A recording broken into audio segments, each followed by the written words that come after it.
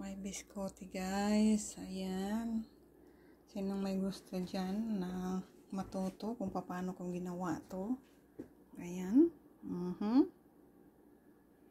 Let's do it now. Hello everyone. Welcome sa aking home cooking. For today's video, gagawa tayo ng biscotti.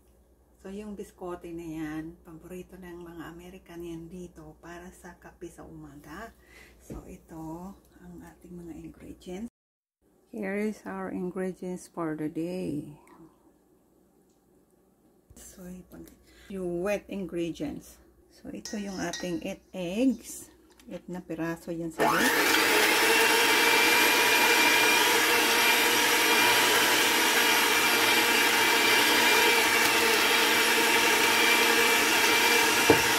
So, ito na yung ating 8 eggs.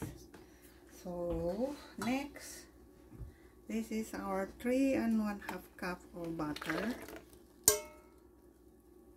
So, mix lang natin siya. Ayan. And now, we will add 1 1/2 teaspoon of baking soda and 1 teaspoon of salt. Pagsamahin lang. And yung ating 4 cups of sugar. Mix lang siya. Now we will add 1, 2. That is vanilla. 2 teaspoons of vanilla. Okay, so we will start to mix our flour. So we have 10 cups of flour here. Slowly but surely. Buhusin na natin. Alright, so we need to do that and mix it well.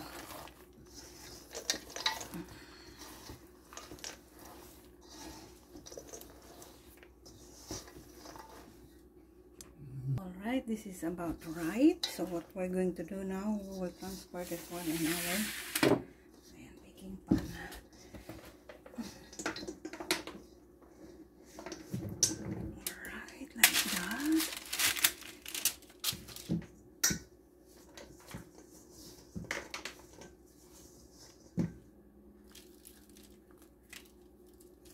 Some that did not. Alright, so we will cut that into half.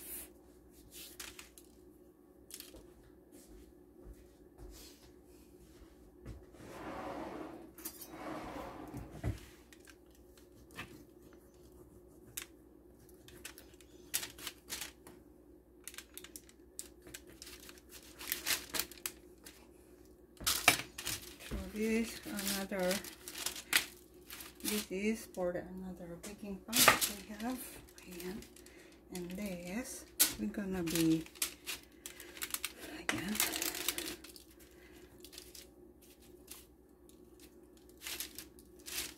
So we'll divide this one into 3.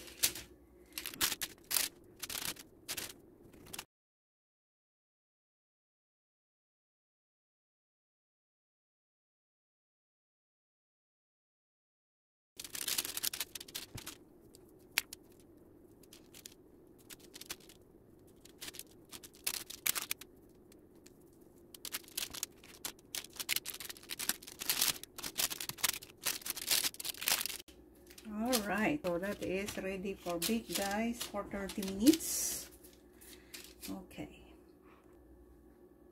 Okay, so our oven now is ready. We will cook that for 30 minutes in 350 Fahrenheit. Alright, so babalikan natin siya later. And let's proceed to our next dough. Okay. Here, the same thing earlier.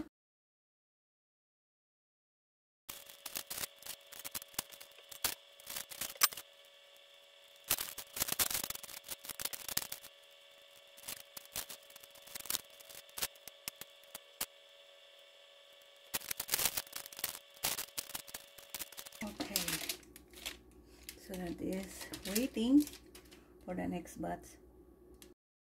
Alright, so after 30 minutes guys, ito na yung texture ng ating bread. Diba? Lumaki na siya. Ikukulin muna natin bago natin siya i-slice, and then ang gagawin natin, i-bake natin ulit ng other side is 10 minutes and the other side is 10 minutes. Okay, so let it cool muna natin siya. Alright, next guys, gagawin natin is ikakat na natin siya kasi ready na for cut. So, nagreklamo yung aking husband kasi sobrang malaki yung una kong gawa. So, hihiwain natin siya na maliliit lang.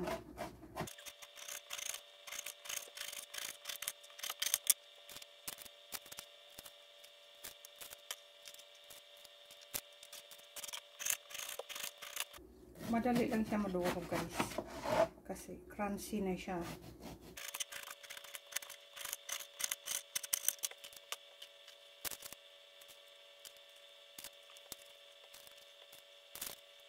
Alright, so ganyan yan siya guys.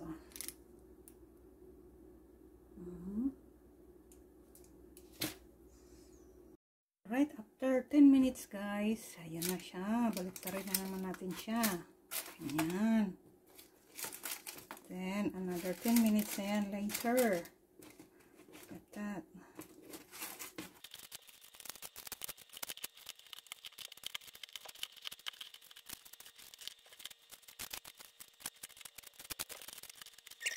Alright, so this is ready to go back in there. Alright, look at that. Alright, and it's still there.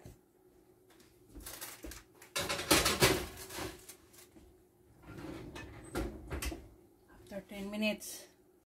Ito na yung nabuo natin sa ating 10 cups na flour, guys. Yung ating biscotti. Finished product na siya, guys. Ayan, ang dami, diba? Alright, so. Oh, see? Delicious. Para sa aming kape every morning. Aming mag-asawa kasi paborito namin dalawa ito. Kaya ginawa ko na ng paraan na marunong ako magluto nito. Alright, thank you so much guys.